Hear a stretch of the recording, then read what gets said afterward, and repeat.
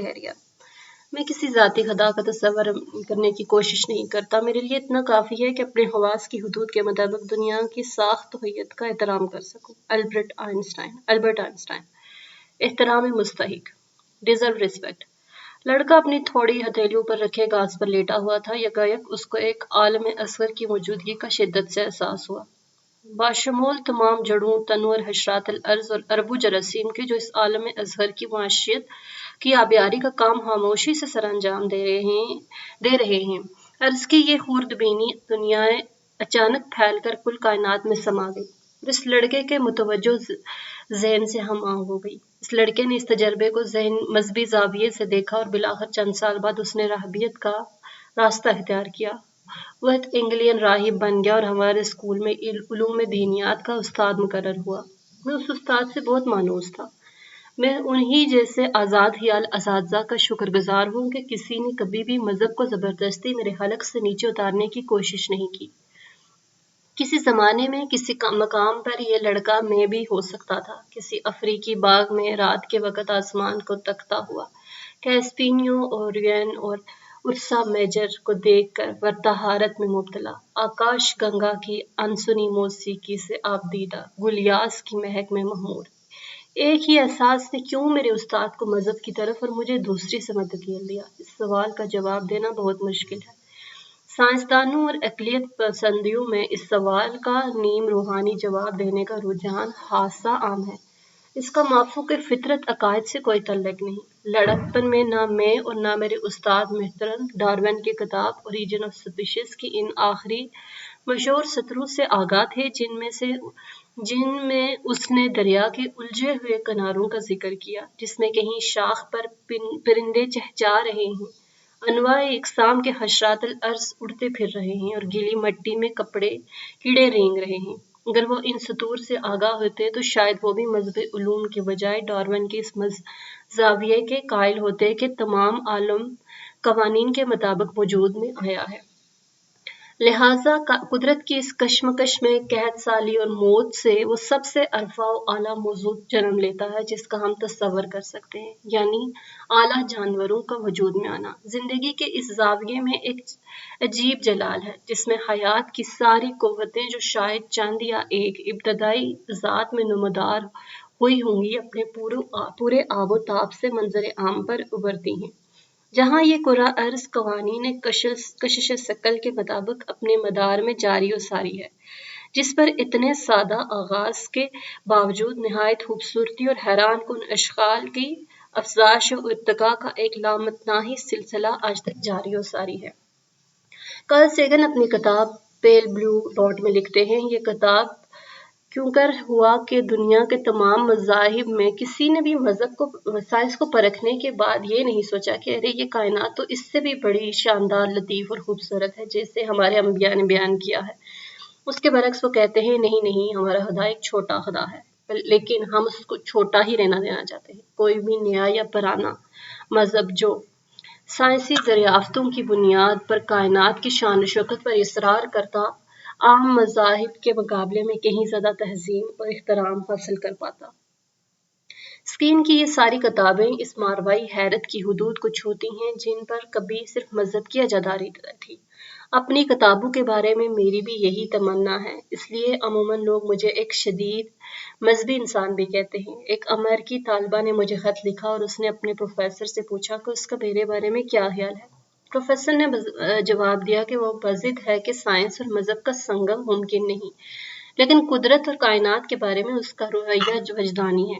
मेरे नज़र में यही मज़हब है, लेकिन क्या मज़हब दुरुस्त इस्तिलाहात है? मेरे ख्याल में तो नहीं है। अपनी किताब एक खत्मी नजरिए का ख्वाब dream of a final theory में तबियात के नोबल इनाम याफ्ता साइंसदान और दहरिया स्टीफन वेबरिंग ने लिखा है, खुदा के बारे में कुछ लोगों के ख्यालात इतने कशादा और लचकदार होते हैं कि उन्हें कहीं भी खुदा दिख जाता है। अक्सर ऐसा सुनने में आता है कि खुदा अव्वल व आखिर है, या खुदा हमारी बेहतर फितरत है, या खुदा कायनात है। यकीनन किसी भी लफ्ज़ की तरह खुदा को कोई भी मतलब दिया जा सकता है। अगर आप ये कहना चाहें कि खुदा एनर्जी है तो आपको खुदा कोयले के टुकड़े में भी मिल जाएगा। وائبریک کا کہنا درست ہے کہ اگر ہم لفظ خدا کو بالکل ناکارہ نہیں چھوڑنا چاہتے تو ہمیں اسے اس کے رسمی معنوں میں ہی استعمال کرنا چاہیے، یعنی ایک مافوق الفطرت خالق جو عبادت کے لائق ہے۔ آئنسٹائن کے مذہب اور اس مافوق الفطرت خدا خالق کے مذہب کے درمیان تفریق نہ کرنے کی وجہ سے ایک الجھن پیدا ہو جاتی ہے۔ آئنسٹائن اپنی نگارشات میں اکثر اوقات خدا کی اصطلاح کا استعمال کرتے ہیں جو مومنین میں غلط فہمی پیدا کرنے کا باعث بنتی ہیں، اور یہ مومنین فوراً آئنسٹائن کا اپنی جماعت میں شامل ہونا کا دعویٰ کر دیتے ہیں۔ اسٹیفن ہاکنگ کے آخری ڈرامائی یا شرارتی جملے اور پھر اب ہم خدا کے ذہن کو سمجھنے میں کامیاب ہو جائیں گے کا غلط مطلب لیا جاتا ہے۔ اس جملے نے لوگوں میں یہ غلط فہمی بھی پیدا کی کہ ہاکنگ ایک مذہبی انسان ہے۔ قدرت کی مقدس گہرائی میں ماہر حیاتیات ارسلا گڈ ان ہانگ یا آئنسٹائن سے کہیں زیادہ مذہبی نظر آتی ہیں۔ انہیں گرجا گھر، مساجد اور مندر بہت پسند ہے، اور ان کی کتاب کے بے شمار حصے ایسے ہیں جنہیں سیاق و سبات سے الگ ہو کر پڑھا جائے تو مافوق الفطرت مذہب کے حق میں اچھا خاصا مواد جمع ہو جاتا ہے۔ وہ تو اپنے بارے میں اس حد تک کہتی ہیں کہ وہ ایک مذہبی فطرت پسند ہے، ریلیجس نیچرلسٹ ہیں، لیکن ان کی کتاب کو احتیاط سے پڑھنے پر پتہ چلتا ہے کہ وہ اتنی ہی دریا ہیں جتنا میں۔ فطرت پسندی ایک امنگ سے بھرپور اصطلاح ہے۔ مجھے یہ اصطلاح اپنے بچپن کے ہیرو یونگ لیفٹنگ کے کردار ڈاکٹر ڈولڈل کی یاد دلاتی ہے۔ بیشتر لوگوں کے لیے فطری پسند کی اصطلاح کا آج بھی وہی مطلب ہے جو 18ویں اور 19ویں صدی میں تھا، یعنی فطری دنیا کا طالب علم۔ اس لحاظ سے زیادہ تر فطرت پسندی پادری ہوا کرتے تھے۔ خود ڈارون بھی جوانی میں پادری بننے کے راستے پر چل نکلے تھے۔ ان کو کبھی امید تھی کہ پادری کی تسائل پسند زندگی میں ان کو اپنے محبوب مشغلے بنوروں اور دمس کے مطالعے کے خوب موقع میسر ہوں گے، لیکن فلسفی فطرت پسندی کی اصطلاح کو یکسر مختلف انداز مافوق الفطرت پرست کے متضاد کے طور پر استعمال کرتے ہیں۔ دہریت ایک مختصر تعارف میں جولیان بگانی بیان کرتے ہیں کہ بیشتر دہریوں کا ایمان ہے کہ کل کائنات میں صرف ایک ہی نوعیت کا مادہ ہے، اور یہ مادہ طبیعیاتی ہے۔ اس مادے سے تمام ذہن، خوبصورتی، احساسات، اخلاقیات، یعنی وہ تمام اجزاء جو انسانی زندگی میں رنگ بھرتے ہیں، جنم لیتے ہیں۔ انسانی احساسات اور خیالات دماغ کے اندر ان انگنت طبیعیاتی اجزاء کے نہایت پیچیدہ باہم ربط سے جنم لیتے ہیں۔ فلسفانہ فطرت پسند ہونے کے لحاظ سے دہریہ ایک ایسا شخص ہوتا ہے جو یہ مانتا ہے کہ طبیعیاتی دنیا سے آگے کچھ نہیں۔ قابل مشاہدہ کائنات کے پیچھے کوئی مافوق الفطرت تخلیقی ذہن پوشیدہ نہیں، کوئی روح نہیں جو انسانی جسم کے ختم ہونے کے بعد جاری رہتی ہے، اور کوئی معجزات نہیں سوائے ان قدرتی کرشموں کے جن کے بارے میں ہمیں معلومات ابھی ناکافی ہے۔ اگر فطری دنیا کے بارے میں ہماری کمزور معلومات سے آگے کچھ نہیں تو ہمیں امید ہے کہ ہم کبھی نہ کبھی اسے سمجھ جائیں گے اور اسے دائرۂ فطرت میں لے آئیں گے۔ اگر ہم کوس قزح کے تانے بنیں ادھیڑ بھی دیں تو وہ پہلے سے کم لطف اندوز نہیں ہوگا۔ دور حاضر کے سائنسی اکابرین کی نگارشات پر طائرانہ نظر ڈالیے تو ایسا لگتا ہے کہ سب مذہبی ہیں، لیکن تفصیلی جائزے سے پتہ چلتا ہے کہ وہ سب ہی دہریے ہیں۔ یہ بات آئنسٹائن اور ہاکنگ کے سلسلے میں تو یقیناً درست ہے۔ شاہی ماہر فلکیات اور رائل سوسائٹی کے صدر مارٹن ریس نے مجھے بتایا کہ وہ اب دہریے ہوتے ہوئے بھی گرجا کا رخ کر لیتے ہیں، محض قبیلے سے وفاداری کی خاطر۔ ان کا کوئی مذہبی عقیدہ نہیں، لیکن وہ پھر بھی دیگر سائنسدانوں کی طرح کائنات کی اس شاعرانہ فطرت پرستی سے مرغوب ہو جاتے ہیں جن کا میں نے اوپر ذکر کیا۔ ٹی وی پر ایک حالیہ مباحثے میں میں نے اپنے قریبی دوست بچوں کے ڈاکٹر رابرٹ ونسن کو چیلنج کیا کہ ان کے یہودی عقائد بھی اسی نوعیت کے ہیں اور وہ حقیقت میں کسی غیر فطری شے میں یقین نہیں رکھتے۔ وہ اس بات کا اعتراف کرتے کرتے رک گئے۔ میرے اصرار کرنے پر انہوں نے اتنا اعتراف تو کر لیا کہ ان کی یہودیت سے انہیں اپنی زندگی کو منظم خطوط پر استوار کرنے کا اور ایک مثبت زندگی گزارنے کا موقع ملتا ہے۔ اگر مان بھی لیا جائے کہ ایسا ہی ہے تو اس سے ان مافوق الفطرت دعووں کی سچائی پر کوئی فرق نہیں پڑتا۔ ایسے بہت سے دہریے دانشور ہیں جو بڑے فخر سے اپنے آپ کو یہودی کہتے ہیں اور قدیم روایات یا مقتول رشتہ داروں کے ساتھ وفاداری کی خاطر یہودی رسومات بھی ادا کرتے ہیں، لیکن اس میں کچھ عمل دخل اس تہذیب کا بھی ہے جو دنیا کے سب سے مشہور یہودی البرٹ آئنسٹائن کو نصیب ہوئی ہے۔ شاید وہ یقین نہ رکھتے ہوں، لیکن ڈائنل ڈین سے جملہ مستعار لیتے ہوئے ایمان پر یقین رکھتے ہیں۔ آئنسٹائن کے اس جملے کا کثرت سے حوالہ دیا جاتا ہے کہ مذہب کے بغیر سائنس لنگڑی ہے اور سائنس کے بغیر مذہب اندھا، لیکن آئنسٹائن نے تو یہ بھی کہا تھا کہ آپ نے میرے مذہبی عقائد کے بارے میں جو کچھ بھی پڑھا ہے وہ سب جھوٹ ہے۔ ایک ایسا جھوٹ جو بڑے منظم طریقے سے دہرایا جاتا ہے۔ میں کسی ذاتی خدا پر یقین نہیں رکھتا اور اس بات سے میں نے کبھی انکار نہیں کیا بلکہ صاف الفاظ میں اظہار بھی کیا ہے۔ اگر میرے اندر کچھ مذہبی ہے تو وہ دنیا کے نظام کے لیے ستائش ہے جو سائنس نے ہم پر ظاہر کیا ہے۔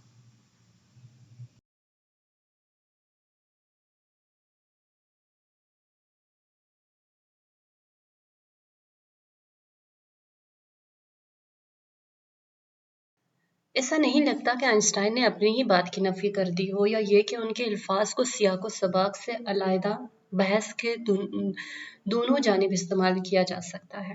نہیں، مذہب سے آئنسٹائن جو مراد لیتے ہیں وہ اس لفظ کے عام استعمال میں آنے والے مطلب سے بہت مختلف ہے۔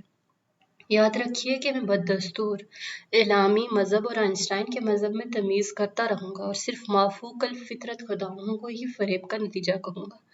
آئنسٹائن کے مذہب کو سمجھنے کے لیے ان سے کیے گئے چند مزید اقتباسات ملاحظہ کیجیے۔ میں شدید مذہبی حد تک لاطین ہوں، شاید یہ ایک نیا مذہب ہی ہے۔ میں نے کبھی قدرت کو کسی مقصد یا عمل کے لیے ذمہ دار نہیں مانا۔ مجھے تو قدرت میں انسان کو عاجزی سیکھنے والا ایک شاندار نظام نظر آتا ہے جسے ہم شاید ابھی پوری طرح سمجھ نہیں پائے۔ یہ صحیح معنوں میں ایک مذہبی احساس ہے جس کا روحانیت سے کوئی لینا دینا نہیں۔ ایک ذاتی خدا کا خاکہ میرے لیے کوئی معنی نہیں رکھتا اور سچ پوچھیے تو کسی قدر معصوم لگتا ہے۔ آئنسٹائن کی وفات کے بعد سے مذہبی ازرخواں اس جستجو میں کوشاں رہتے ہیں کہ کسی طرح انہیں اپنا ثابت کر سکے، لیکن ان کے مذہبی ہم عصروں کا ان کے بارے میں یکسر مختلف خیال ہے۔ 1940 میں آئنسٹائن نے ایک مشہور مکالمہ لکھا جس میں انہوں نے اپنے بیان میں کسی ذاتی خدا پر یقین نہیں رکھتا کے بارے میں وضاحت دینے کی کوشش کی۔ اس جیسے دیگر بیانات نے خطوط کا ایک طوفان کھڑا کر دیا اور کئی لوگوں نے ان کے یہودی ماہر کی طرف بھی اشارہ کیا۔ درجہ اقتباسات میکس جیمر کی کتاب آئنسٹائن اور مذہب سے ماخوذ ہیں اور میں نے بھی آئنسٹائن کے مذہب کے بارے میں ان کے اپنے بیانات اسی کتاب سے لیے ہیں۔ کنساس سٹی کے رومن کیتھولک پادری اعظم نے کہا، بڑی افسوس کی بات ہے کہ ایک ایسا شخص جو صحیفہ قدیم کی قوم اور اس کی تعلیمات سے تعلق رکھتا ہے، اس کی عظیم روایات کا منکر ہے۔ اس تنقید میں دیگر کیتھولک پادری بھی شامل ہو گئے۔ ذاتی خدا کے علاوہ خدا کا کوئی اور تصور ممکن ہی نہیں۔ آئنسٹائن کو معلوم ہی نہیں کہ وہ کیا کہہ رہا ہے۔ وہ صریحاً غلط ہے۔ کچھ لوگوں کو یہ غلط فہمی ہو جاتی ہے کہ علم کی کسی ایک شاخ میں مہارت حاصل کر لینے سے ان کو اب تمام شاخوں پر اپنے خیالات کا اظہار کرنے کا حق حاصل ہو گیا ہے۔ مذہب کے بارے میں اس تصور کو کہ یہ بھی ان علوم میں شامل ہے جس میں مہارت کا دعویٰ کیا جا سکتا ہے، جائز تنقید کا نشانہ بنانا ضروری ہے۔ غالباً اس پادری کو کبھی بھی پریوں کے پروں کے رنگوں اور ساخت کے بارے میں کسی پریوں کے ماہر سے رجوع کرنے کا خیال نہیں آیا ہوگا۔ یہ پادری اور کنساس سٹی کا پادری اعظم دونوں سمجھتے ہیں کہ مذہبیت میں نابلد ہونے کی وجہ سے آئنسٹائن خدا کے تصور کو ٹھیک سے سمجھ ہی نہیں پائے، جبکہ حقیقت یہ ہے کہ آئنسٹائن بہت اچھی طرح سے سمجھتے تھے کہ وہ کس بات سے انکار کر رہے ہیں۔ ایک رومن کیتھولک وکیل جو ایک مذہبی اتحاد کے لیے وکالت کرتا ہے نے آئنسٹائن کو خط لکھا، ہمیں آپ کے اس بیان پر شدید افسوس ہے جس میں آپ نے ایک ذاتی خدا کے تصور کا تمثل بنایا ہے۔ گزشتہ سالوں میں آپ کے اس بیان سے زیادہ کوئی چیز منظر عام پر نہیں آئی جس سے اس احساس کو تقویت ملی ہو کہ ہٹلر کا یہودیوں کو جرمنی سے بے دخل کرنے کے پیچھے کچھ ٹھوس وجہ ہی رہی ہوگی۔ آپ کے حق آزادی کا احترام کرتے ہوئے مجھے پھر یہ کہنا پڑے گا کہ آپ اس وقت امریکہ میں اختلاف کی ایک بڑی وجہ ہیں۔ نیو یارک کے ایک یہودی پادری نے کہا، بلا شبہ آئنسٹائن ایک عظیم سائنسدان ہے، لیکن اس کے مذہبی عقائد و یہودیات سے یکسر مختلف ہیں۔ لیکن اور کیوں؟ نیو جرسی میں علوم تاریخ کی ایک انجمن کے صدر کے لکھے ہوئے ایک خط میں یہ مذہبی ذہنیت اس طرح بے نقاب ہوئی کہ یہ خط بار بار پڑھے جانے کا مستحق ہے۔ ڈاکٹر آئنسٹائن، ہم آپ کے علم کی قدر کرتے ہیں، لیکن ایک چیز ہے جس کے بارے میں آپ لا علم ہیں، وہ یہ کہ خدا ایک روح ہے جو دوربین یا خوردبین سے نہیں دیکھی جاتی، جسے انسانی خیالات اور جذبات دماغ کی جانچ کرنے سے تلاش نہیں کیے جا سکتے۔ سب جانتے ہیں کہ مذہب ایمان پر مبنی ہے، علم پر نہیں۔ ہر عقل مند انسان کبھی نہ کبھی مذہبی شبہات کا شکار ہو جاتا ہے۔ میرا اپنا ایمان کہیں بار ڈگمگایا ہے، لیکن دو وجوہات کی بنا پر میں نے اس شکوک کا کبھی کسی سے ذکر نہیں کیا۔ مجھے ڈر تھا کہ میں کہیں اشارتاً بھی کسی کی امیدوں اور زندگی کو نقصان نہ پہنچا دوں، اور کیونکہ میں اس جملے کے لکھنے والے سے اتفاق کرتا ہوں، ایک ایسا شخص جو کسی دوسرے کو ایمان کو نقصان پہنچا سکتا ہے ایک ذلیل شخص ہوگا۔ ڈاکٹر آئنسٹائن، مجھے امید ہے کہ آپ کی بات کا غلط حوالہ دیا گیا ہے اور آپ ان ان گنت امریکیوں کی جو آج بھی آپ کو عزت دینا پسند کرتے ہیں کوئی نہایت خوشگوار پیغام دیں گے کے ساتھ تباہ کن انکشاف ہے۔ اس وقت میں ہر جملہ عقلی اور اخلاقی بزدلی سے بھرا ہوا ہے۔ اوکلاہوما کی کالوری ڈیرینیکل ایسوسی ایشن کے بانی کا خط اس سے کم تر لیکن زیادہ حیران کن تھا۔ پروفیسر آئنسٹائن، مجھے امید ہے کہ امریکہ کا ہر عیسائی آپ کو یہی جواب دے گا کہ ہم خدا اور اس کے بیٹے عیسیٰ مسیح پر ایمان کو نہیں چھوڑیں گے، لیکن ہم آپ کو یہی پیغام دیں گے کہ اگر آپ اس ملک میں رہنے والے لوگوں کے خدا پر ایمان نہیں رکھ سکتے تو بہتر ہوگا آپ جہاں سے آئے ہیں وہیں واپس چلے جائیں۔ میں نے اپنی بساط کے مطابق اسرائیل کے لیے ایک رحمت اور نعمت بننے کی کوشش کی، لیکن آپ کی شاطمانہ زبان کے ان جملوں نے آپ کے لوگوں کو جو نقصان پہنچایا، اور وہ اس محنت سے کہیں زیادہ ہے جو اسرائیل سے محبت کرنے والے عیسائیوں نے یہودیوں کے خلاف نفرت کو کم کرنے کے لیے کیا ہے۔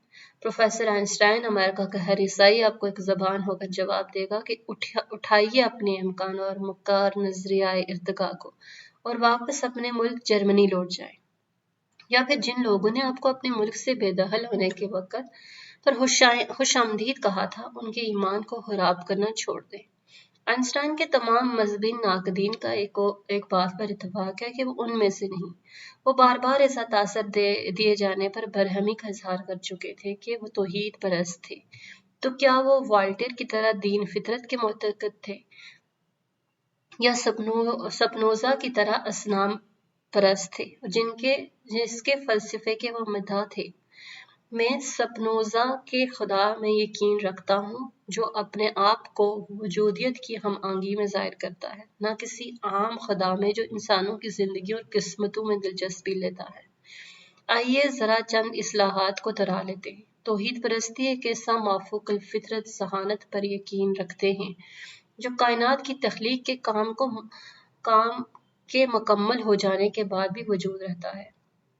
وہ اپنی مخلوق کے ارد گرد منڈلاتا ہے اور اس کی قسمت پر اثر انداز ہوتا ہے۔ بیشتر فطری مذاہب میں یہ خدا انسانی امور میں بڑی تفصیل سے ملوث ہوتا ہے، عبادت کا جواب دیتا ہے، گناہ معاف کرتا ہے، معجزات کر کے دنیا میں مداخلت کرتا ہے، اچھے اور برے فعل کے بارے میں پریشان رہتا ہے اور جانتا ہے کہ ہم یہ افعال کب کرتے ہیں۔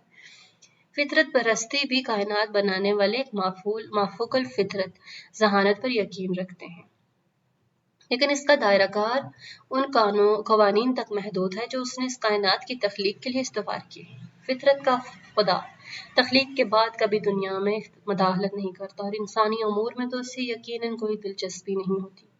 اصنام پرست تو بالکل کسی مافوق الفطرت پر خدا پر یقین نہیں رکھتے اور خدا کی اصطلاح کو کائنات یا قدرت یا ان کے قوانین کے بارے میں بات کرنے کے لیے استعمال کرتے ہیں۔ فطرت پرست کے خدا اور توحید پرست کے خدا میں یہ قدر مختلف ہوتی ہے، ان کا خدا دعا کا جواب نہیں دیتا، ہمارے خیالات نہیں پڑھتا، ہماری مرضی کے معجزے کر کے ہماری زندگی میں مداخلت نہیں کرتا۔ فطرت پرستوں کے خدا اور اصنام پرستوں کے خدا میں یہ فرق ہے کہ فطری خدا ایک کائناتی ذہانت ہے، جبکہ اصنام پرستوں کا خدا قوانین قدرت کے لیے ایک استعارہ یا شاعرانہ متعارف ہے۔ اصنام پرستی تحریت کی یہ پرشکل شکل ہے، جبکہ فطرت پرستی توحید پرستی کی نیم گرم شکل ہے۔ اس بات کا اعتراف کرنے میں کوئی مذائقہ نہیں کہ آئنسٹائن کے یہ جملے کہ خدا خود کو نزاکت سے ظاہر کرتا ہے لیکن بددیانت نہیں، یا خدا جو انہیں کھیلتا یا کائنات کی تخلیق میں خدا کے پاس کوئی چارہ تھا، اپنی ساخت میں اصنام پرستی ہے، فطرت پرستی نہیں۔ اور توحید پرستی تو قطعاً نہیں، خدا جو جوا نہیں کھیلتا کا درست جملہ تو یہ بنتا ہے کہ بے ترتیبی کسی بھی چیز کے پس پردہ کار فرما نہیں ہوتی۔ کیا کائنات کی تخلیق میں خدا کے پاس کوئی چارہ تھا کا مطلب ہے کہ کیا کائنات کسی اور طریقے سے وجود میں آ سکتی تھی؟ آئنسٹائن خدا کی اصطلاح کو شاعرانہ اصطلاح کے طور پر استعمال کر رہا تھا۔ اسٹیفن ہاکنگ اور دیگر ماہران طبیعیات نے کبھی بھی اپنی بات کو بیان کرنے کے لیے اس مذہبی اصطلاح کا سہارا لیا ہے۔ کبھی کبھی پال ڈیوس کی کتاب خدا کا ذہن آئنسٹائن کی اسلام پرستی اور فطرت پرستی کے درمیان میں ہے، جس کے لیے انہیں ٹیمپلن کا انعام سے نوازا گیا۔ یہ ایک خطیر رقم ہے جو ہر سال کسی ایسے سائنسدان کو دی جاتی ہے جو مذہب کے بارے میں اچھی باتیں کہہ دیتا ہے۔ میں آئنسٹائن کے ایک اور جملے میں ان کے مذہبی خیالات کو بیان کرنے کی کوشش کرتا ہوں۔ یہ شعور ہی مذہب ہے۔ ہر قابل تجربہ چیز کے پیچھے کوئی ایسی چیز ہے جو ذہن کی سمجھ سے بالا تر ہے، اور جس کی خوبصورتی اور نزاکت ہم تک بلا واسطہ ایک دھندلی پرچھائی کی طرح پہنچتی ہے۔ اس اندازے سے میں مذہبی ہوں، اس اندازے سے میں بھی مذہبی ہوں۔ فرق صرف اتنا ہے کہ جو ذہن کی سمجھ سے بالا تر ہے کا مطلب یہ ہرگز نہیں کہ وہ ہمیشہ بالا تر رہے گا، لیکن میں اپنے آپ کو مذہبی کہلوانا پسند نہیں کرتا کیونکہ یہ گمراہ کن ہے، بلکہ تباہ کن حد تک گمراہ کن ہے، کیونکہ عام لوگوں کے ذہن میں مذہب کی اصطلاح مافوق الفطرت کے معنی رکھتی ہے۔ کارل سیگن نے اس موضوع پر کہا ہے کہ اگر خدا سے ہماری مراد وہ طبیعیاتی قوانین ہیں جو کائنات پر کار فرما ہیں، تو صاف ظاہر ہے کہ ایسا خدا جذباتی نقطہ نظر سے اطمینان بخش نہیں ہے۔ قانون کشش ثقل کی عبادت کرنے کا کوئی مطلب نہیں بنتا۔ دلچسپی کی بات ہے کہ سیگن کے آخری نقطہ بحث کو ہم پہلے بھی دیکھ چکے ہیں، جب امریکہ کے کیتھولک یونیورسٹی کے پروفیسر ریورڈ ڈاکٹر فیلٹن جے شین نے آئنسٹائن کو خدا نہ ماننے کے دعوے پر 1940 میں بھرپور حملہ کیا۔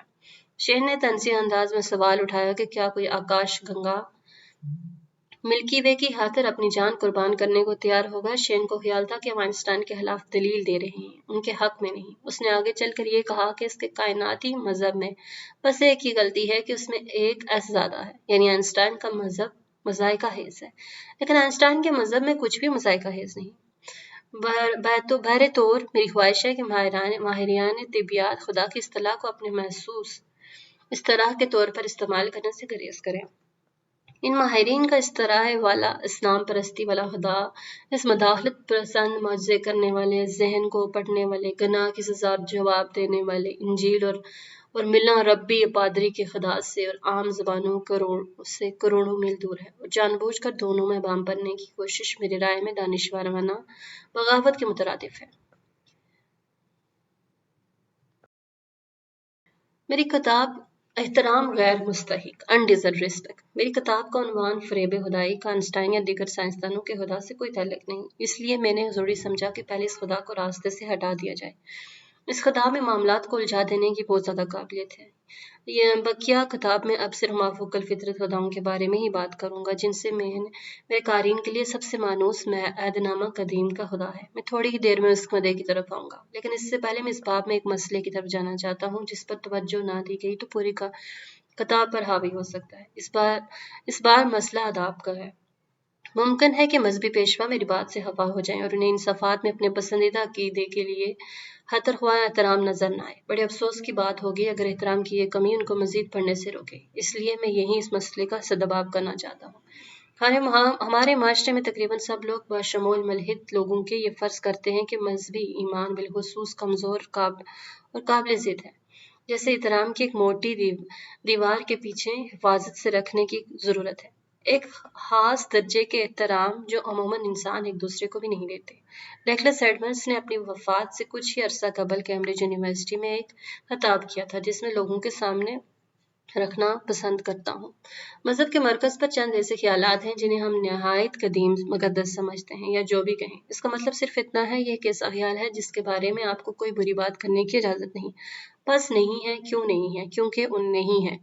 اگر کوئی شخص کسی ایسی جماعت کے لیے ووٹ ڈالے جو آپ کو پسند نہیں، تو آپ کو پورا اختیار ہے کہ آپ اس کے خلاف جتنا پسند کریں بحث کریں۔ ہر کسی کے پاس اپنا نقطہ نظر ہونا ہوگا، لیکن کوئی بھی اس بات سے ناراض نہیں ہوگا اگر یہ کوئی کہتا ہے کہ ٹیکس بڑھنا ہے یا گھٹنا چاہیے، تو آپ اس سے بحث کر سکتے ہیں۔ لیکن اس کے برعکس اگر کوئی یہ کہے کہ مجھے ہفتے کے روز بجلی کا بٹن نہیں دبانا چاہیے، تو آپ کہیں گے میں اس کا احترام کرتا ہوں۔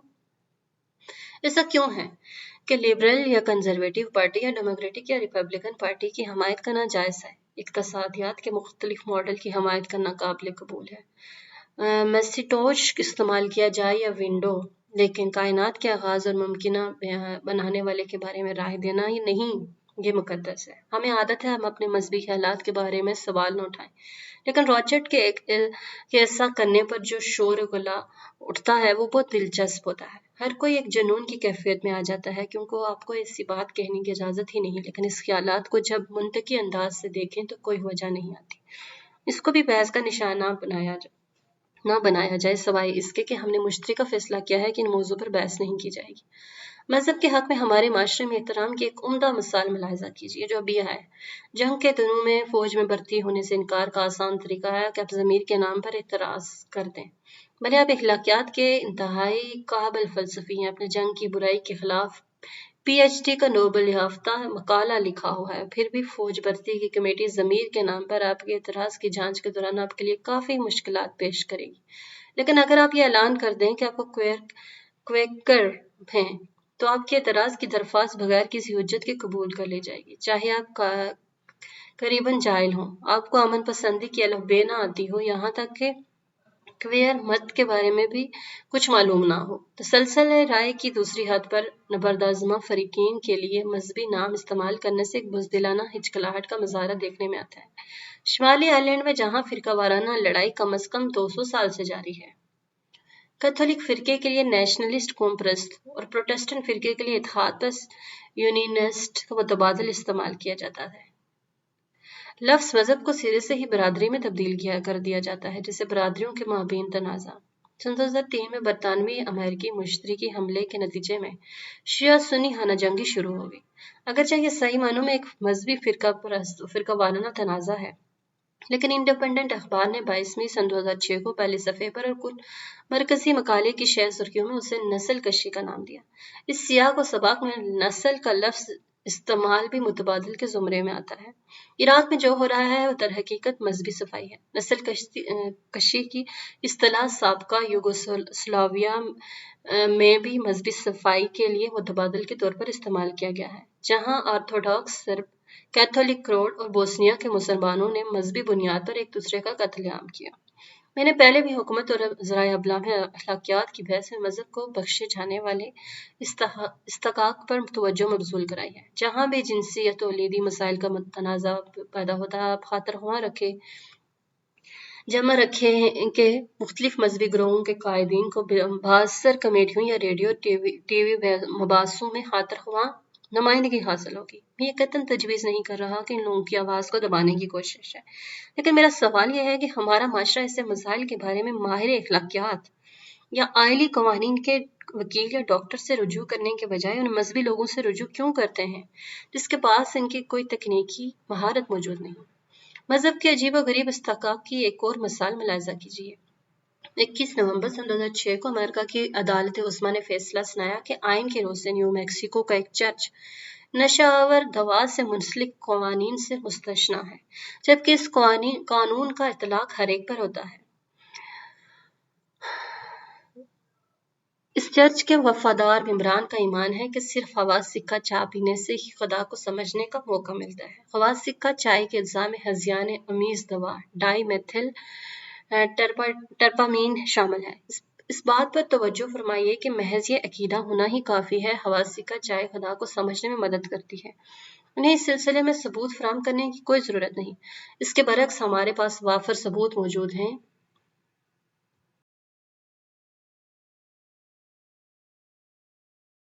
کینسر کے مریضوں کی کیموتھراپی کے دوران مطلع اور تکلیف کی کیفیات کو کم کرنے میں چرس مددگار ثابت ہوتا ہے۔ پھر بھی عدالت عظمیٰ نے سن 2005 میں فیصلہ دیا کہ تمام ایسے مریضوں کے خلاف وفاقی و قانونی چارہ جوئی کی جا سکتی ہے جو طبی مقاصد کے لیے بھی چرس کا استعمال کرتے ہیں۔ ہر صورت میں ترک کا پتہ مذہب ہی نکلتا ہے۔ سوچئے کہ مصوروں کا کوئی گروہ یہ دعویٰ کرے کہ ان کا یہ عقیدہ ہے کہ امپریشنسٹ یا سریالسٹ تصاویر کو سمجھنے کے لیے انہیں ہذیان آمیز ادویات کی ضرورت ہے، لیکن جب چرچ بالکل ایسا ہی دعویٰ کرتا ہے تو اسے ملک کی سب سے اعلیٰ عدالت کی حمایت حاصل ہوتی ہے۔ مذہب کے طلسم میں اتنی طاقت ہے۔ 18 سال پہلے جریدہ نیو اسٹیٹس مین نے 36 ادیبوں اور مصوروں کو مشہور ادیب اور ناول نگار سلمان رشدی، جن کے خلاف ان دنوں ایک ناول لکھنے پر موت کا فتویٰ آ چکا تھا، کے حق میں لکھنے کے لیے آمادہ کیا۔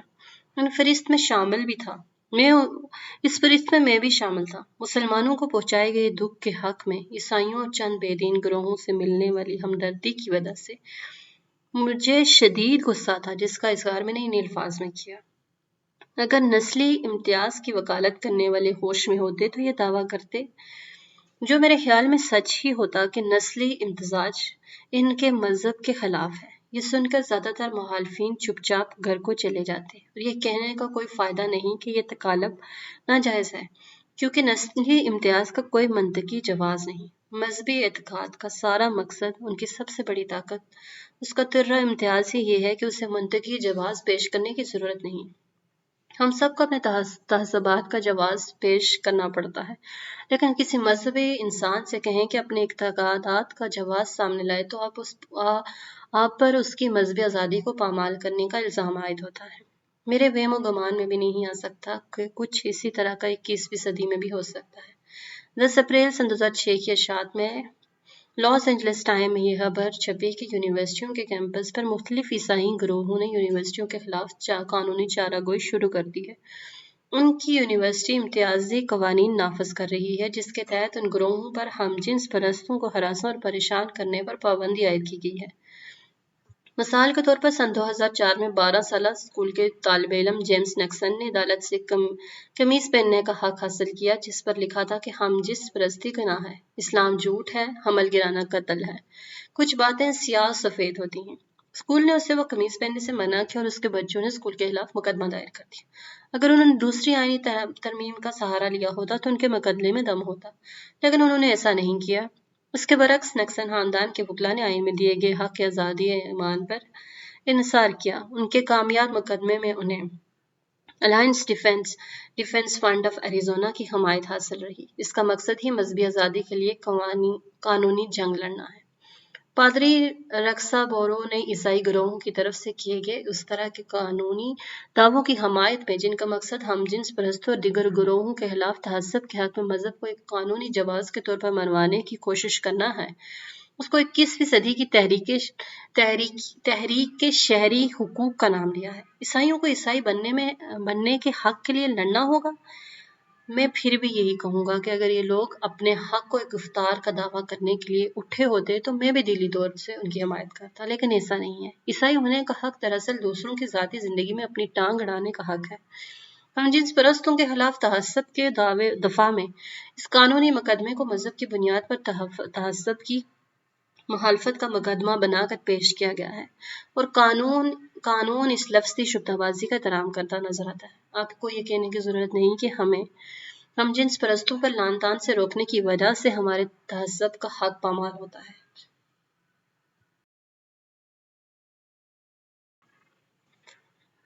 لیکن یہ کہنے سے آپ کو کوئی نہیں روکے گا کہ ہمارے مذہبی حق پامال ہوتا ہے۔ ذرا سوچئے دونوں میں فرق ہی کیا ہے۔ ایک بار پھر مذہب بازی مار جاتا ہے۔ اس بات کا اہتمام میں ایک خاص کیس اسٹڈی سے کروں گا، جو معاشرے کی طرف سے مذہب کو بے جا انسانی احترام سے بڑھا دیے جانے والے احترام پر روشنی ڈالنے کا کام کرتا ہے۔ یہ مضحکہ خیز واقعہ فروری سن 2006 میں پیش آیا اور مذہب اور علم کی انتہا کے درمیان آگے پیچھے ہوتا رہا۔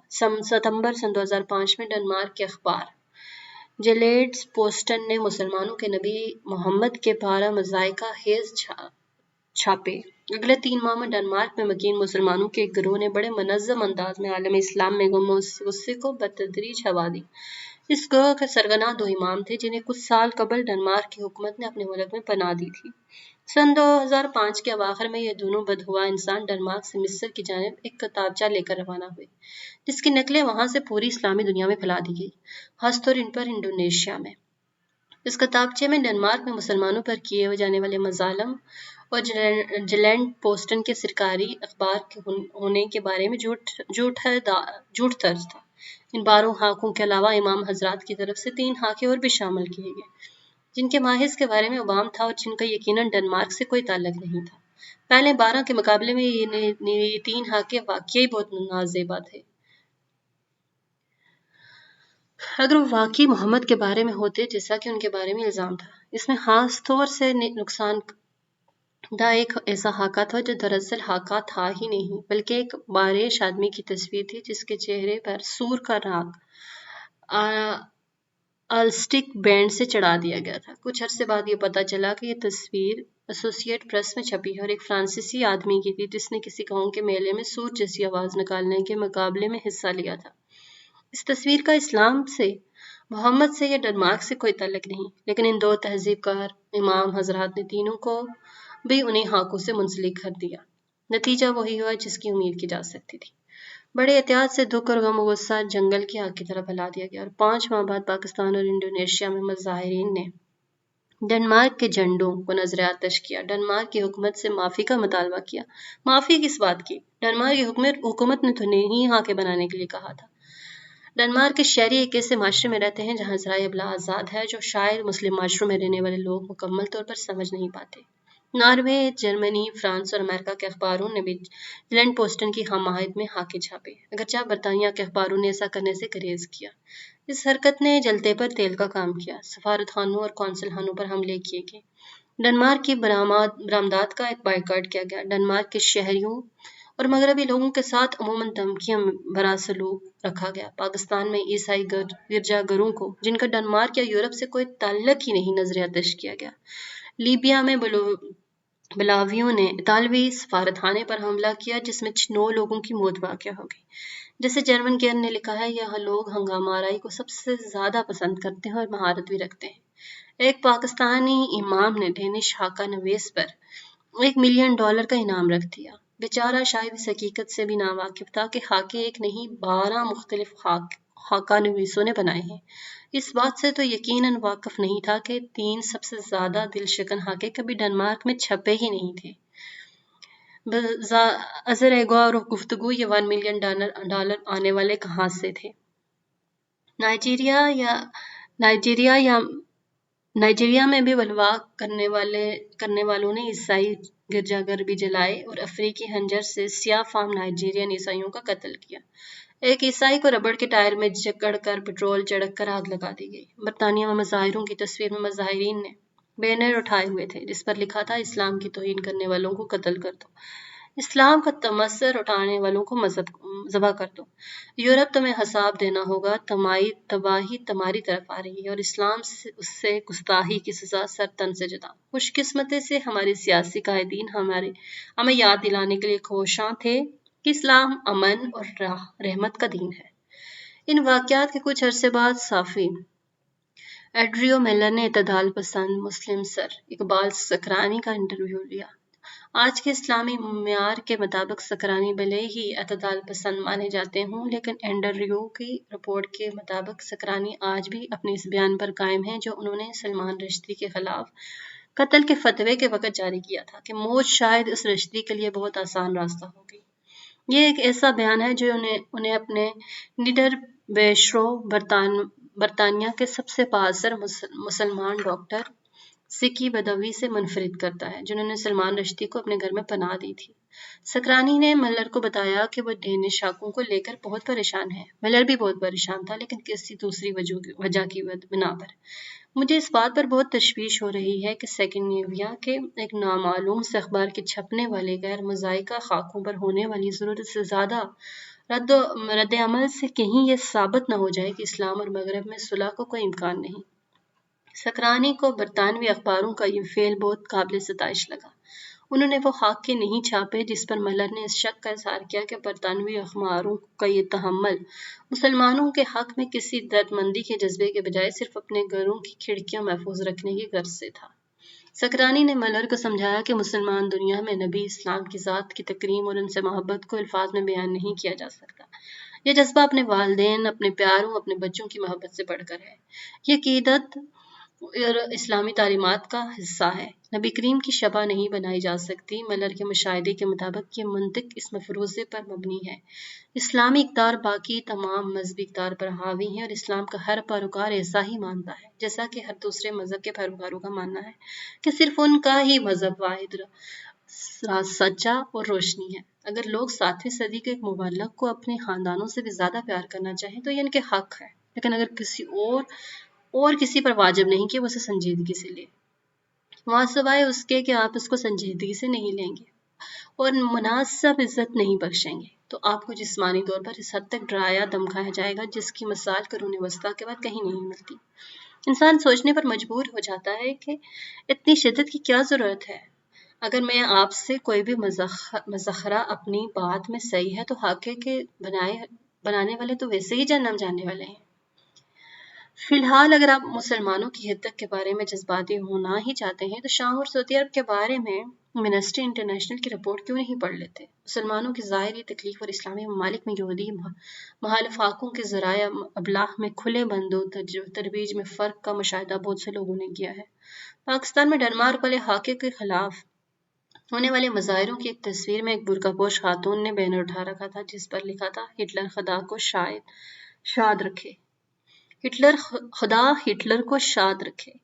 اس سارے جذباتی شور شرابے میں مذہب آزادی خیال اخبارات نے واقعے کی مذمت بھی کی اور آزادی اظہار رائے کے بارے میں مناسب آوازیں بھی بلند کی، لیکن ساتھ ہی ساتھ انہوں نے مسلمانوں کے احساسات مجروح ہونے اور ان کی حدت کے بارے میں احترام اور ہمدردی کا اظہار بھی کیا۔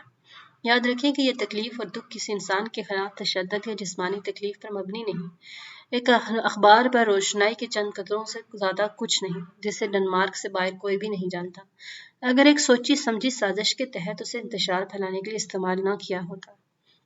میں کسی کو جانتے بوجھتے ہوئے بلا وجہ ذہنی تکلیف پہنچانے کے حق میں نہیں، لیکن عمومی طور پر لادین معاشرے میں مذہب کو حاصل غیر متناسب استحقاق مجھے ورطہ حیرت میں ڈال دیتا ہے۔ ہر سیاستدان کو اخبار میں اپنے مذائقہ خیز خاکے دیکھنے کی عادت ڈال لینی پڑتی ہے، کوئی ان کے حق میں مظاہرے بھی نہیں کرتا۔